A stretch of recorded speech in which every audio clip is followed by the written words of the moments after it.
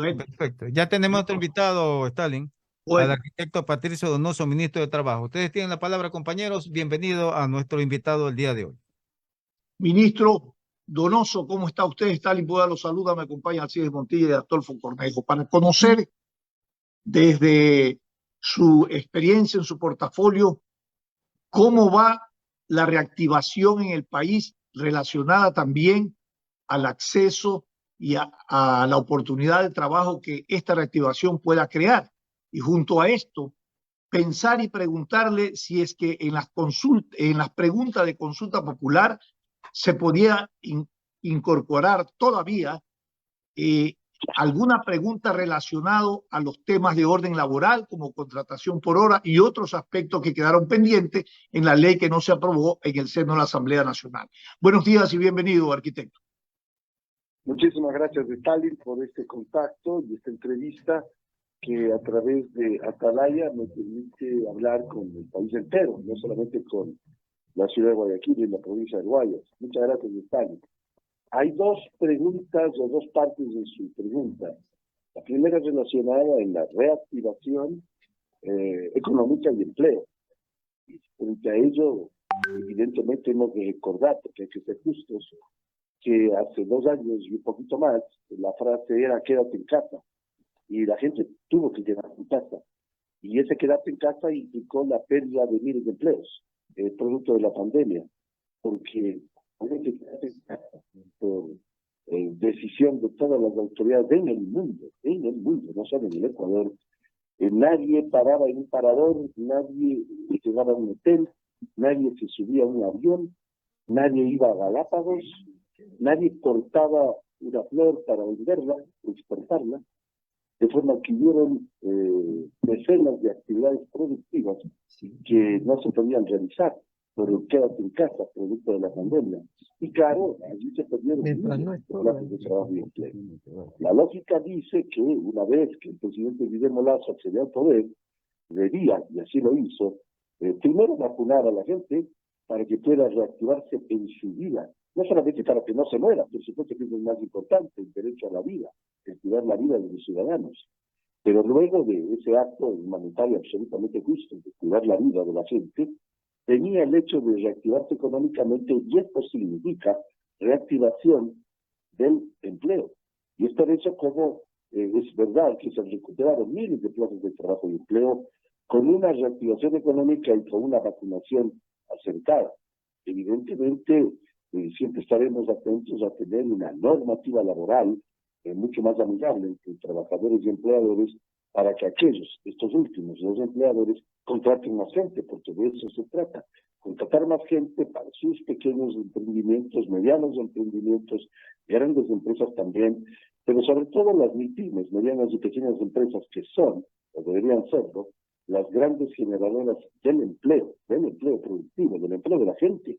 Y claro, las cifras son dramáticas, no solamente porque se perdieron miles de plazas de trabajo y empleo en la pandemia, y las estamos recuperando a muy buena velocidad, sino porque la cifra final es alarmante, y esto es heredado de tiempos casi inmemoriales. Hay más de 5 millones de personas que no tienen un empleo estable, un empleo fijo, o están subempleados, o están viviendo en informalidad, que a través del cachuelo, como dicen ustedes los costeños, de la chamba, como decimos los ciudadanos. Correcto. Ahora, ministro, para estos 5 millones de subdesempleados, para el sector informal, que no tienen un empleo formal, para ellos había que generar una normativa que realmente permita en el marco legal incorporarlo a una relación laboral de dependencia. Y esto no se ha podido. ¿Cree usted que con el diálogo a nivel de la Asamblea Nacional no podría incorporarse y agendarse la aprobación de esta ley, de estas reformas? Mi respuesta es sí, porque soy de hecho optimista. Yo estuve 8 años de asambleísta hasta el año pasado, de aquellos 8 años, 2 como vicepresidente de la Asamblea, y soy de los que creo en lo que se inventó hace muchísimos años, lustros, siglos, en el mundo, que se llama debate legislativo. Y por supuesto, a través del debate legislativo, no solamente que pueden, sino que deben ser mejorados los procesos y los proyectos. Recordemos a la opinión pública de Atalaya que el 24 de septiembre del año pasado, el presidente Guillermo Lasso presentó un proyecto de ley en el cual una de las tres partes de esa ley, tres tópicos o como se los quiera llamar, era precisamente una normativa laboral mucho más amigable, más moderna, más a tono con los tiempos. Lastimosamente el CAL, y yo fui parte del CAL por 4 años, y sé cómo funciona el CAL. Esta vez el CAL funciona mal, pues ni siquiera calificó el proyecto de ley, donde estaba inmersa una nueva normativa laboral. Correcto. No se calificó. Y el presidente tuvo que dividir ese proyecto en tres partes. Uno de ellos, inclusive, el que se refería a la inversión, y ya voy a hacer referencia al por qué es importante la inversión, porque solo con inversión se consigue empleo, obviamente, o se genera empleo. Ese proyecto de inversión fue archivado, Stalin, archivado. Y yo sí sé de cómo se debe debatir en una asamblea. Y la lógica dice que cuando un legislador o un bloque legislativo no está de acuerdo con un texto, a través del debate pongan su opinión y su criterio en el proyecto de ley. 83 voluntades archivaron el proyecto de inversiones. Esto está mal. Lo que deberían haber hecho es, en el debate, poner lo que ellos crean, pues. Lo que aquellos 83 voluntades suponían como buena redacción para lograr inversión. Porque nadie puede estar en desacuerdo con la inversión, salvo algún iluminado por allí. Y sin embargo se archivó. Frente a ello no nos vamos a rendir. Y contestando a su inquietud periodística, Stalin, claro que tenemos que seguir bregando por una legislación laboral mucho más justa, pero por ahora todos sabemos que no existirían los votos para aprobarlas, pero en algún momento deberá existir, porque es difícil someterse al criterio de que hay bloques legislativos que le dan la espalda a más de 5 millones de personas, 5 millones de ecuatorianos que no tienen un empleo estable.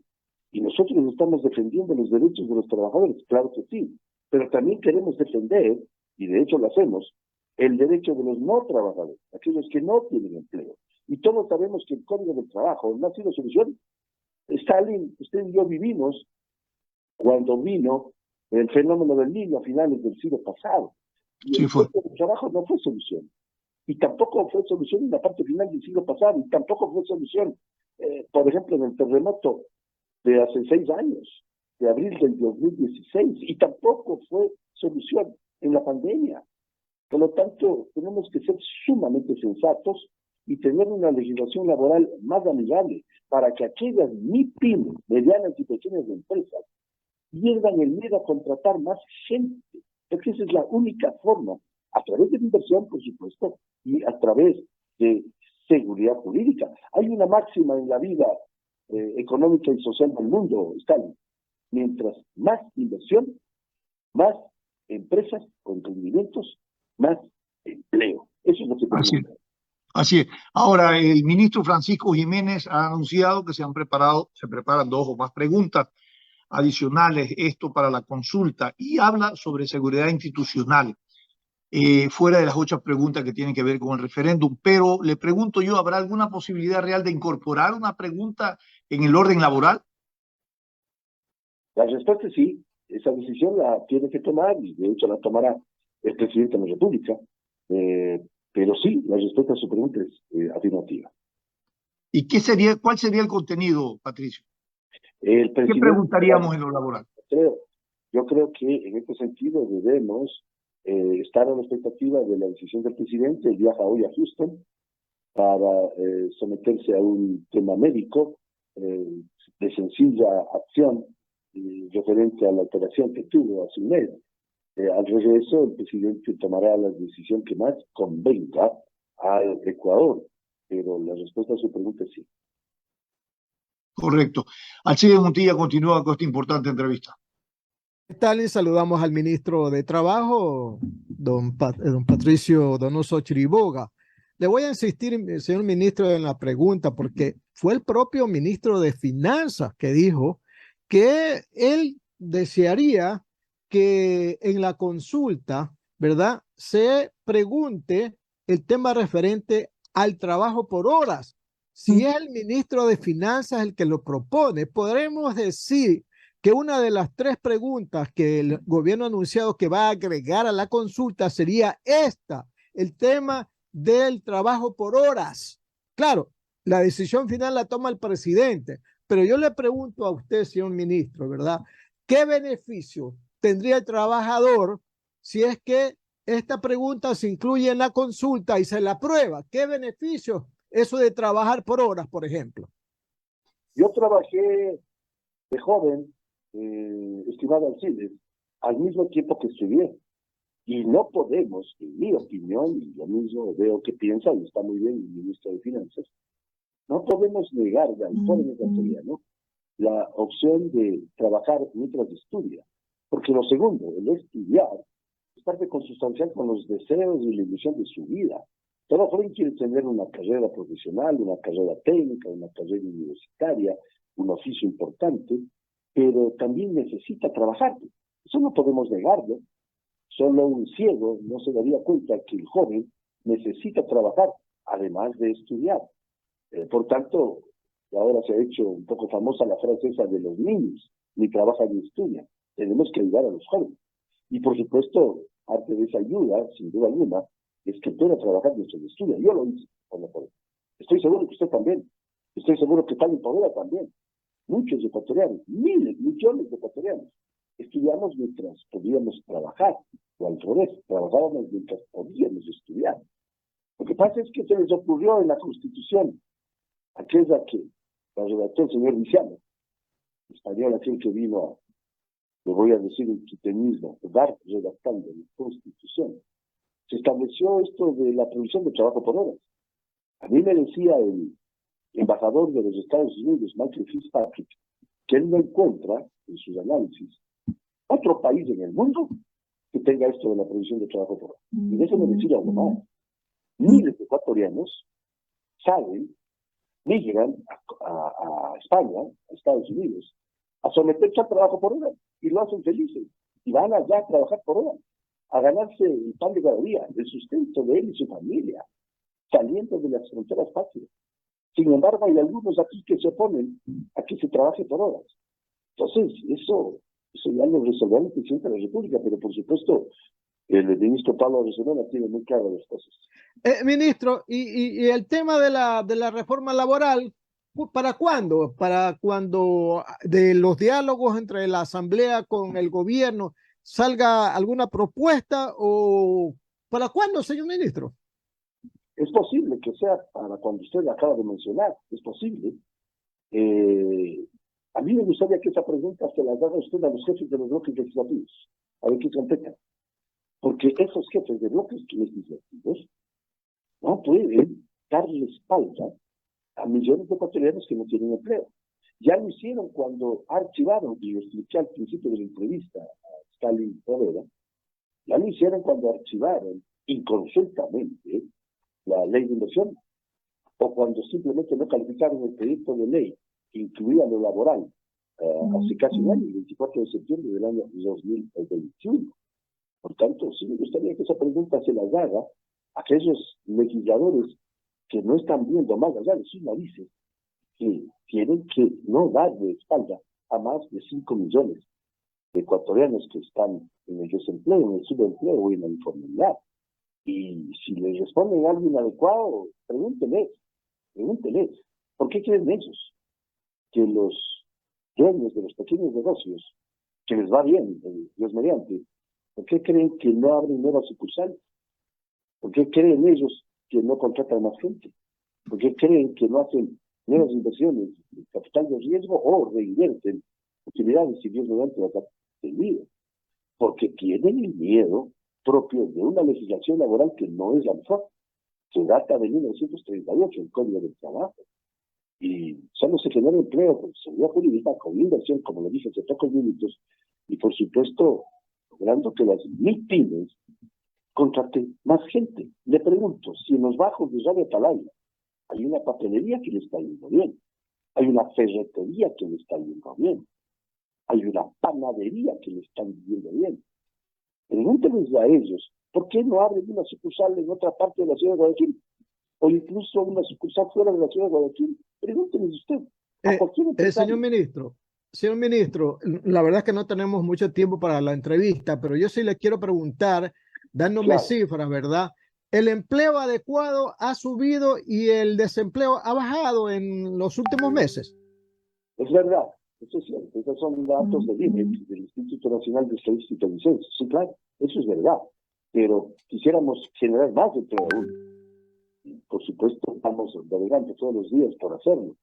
El presidente Lazo puso la fase en orden, bajó el déficit fiscal de 7.000 millones de dólares a 2.200 millones de dólares. Estamos ahora en la obra pública, que es tan importante en la obra, para que también genere empleo, por supuesto, y la obra social, la desnutrición infantil está siendo enfrentada con esa reactivación económica de la cual hablaba al principio de la entrevista. Por tanto, estamos en esa acción. Ha bajado el desempleo, ha bajado la pobreza, pero necesitamos mejorar los números. Y déjenme decirlo, no le pidan al presidente Lazo que hagan lo mismo que hicieron los gobiernos anteriores, porque las cifras serán igualmente malas que hacen lo mismo que han hecho los años pasados. Gracias, señor ministro. Stalin, por favor, para que termine la entrevista. No tenemos mucho tiempo, le recuerdo, ¿no? Sí, está bien, muchas gracias. Le quiero preguntar, ministro, lo siguiente. El plan de reactivación económica en el país se ve amenazado permanentemente por inestabilidades institucionales, por falta de gobernabilidad en el orden del poder y de la política, y porque no hay signos sostenidos de que esa reactivación o ese proyecto o ese plan de reactivación económica se exprese en que cada vez pudiera tener noticia a los ecuatorianos de que el trabajo, el empleo aumenta. A nivel, por ejemplo, de la seguridad social se puede verificar si ha habido más afiliaciones y en qué términos y de qué se trata, porque evidentemente esto genera también una inestabilidad jurídica, ¿no? El factor de riesgo en nuestro país aumenta. Bueno, y todo eso conspira para que el plan de reactivación económica avance. En general, ¿cree que esta consulta podría de alguna manera mitigar esos impactos y conciliar y generar un escenario de gobernabilidad y fortaleza institucional? La respuesta es sí. Mire usted que las primeras preguntas de la consulta están dirigidas a castigar el narcotráfico, pues, y a los delitos transnacionales, y están dedicados a darle más seguridad a la gente. Por tanto, generar mayor reactivación económica y más empleo, sin duda alguna. Porque nadie invierte tal en un país donde hay inseguridad, donde los narcotraficantes se pasean como peces en su casa. Nadie invierte en un país donde no se le da la seguridad a cada persona. Por tanto, sí, la respuesta es sí. Evidentemente es una consulta popular que intenta, por ejemplo, dar la posibilidad de que las Fuerzas Armadas coadyuven con la policía en el cuidado de la gente. La seguridad es clave de tenerla para lograr inversión y generación de empleo. Por tanto, para ser rápido, ya que no tenemos mucho tiempo, la respuesta a su inquietud es que sí, está bien. Es una consulta popular que generará mayor reactivación económica y empleo, porque el factor seguridad es clave en la vida de la ciudadanía. Muy bien, ministro. Correcto. Muchísimas gracias, arquitecto Patricio Donoso. A consideración de todos ustedes en sintonía de este programa, los análisis, conceptos y visiones que tiene el ministro respecto al plan de reactivación económica, y también hemos hablado de los temas en el orden laboral. Gracias por haber estado con nosotros, a ustedes, compañeros. Nos despedimos, pero le pedimos a quienes están en sintonía de este programa que no cambien de dial, porque viene una importante e interesante entrevista con la alcaldesa de la ciudad de Guayaquil, la doctora Cynthia Viteri. Felicidades. Correcto, sin amarres le dice hasta el día de mañana a través del sistema de emisoras Atalaya 680M. Sigan con nuestra programación de aquí, la entrevista con la alcaldesa de Guayaquil, Cynthia Viteri. Hasta el día de mañana. Gracias.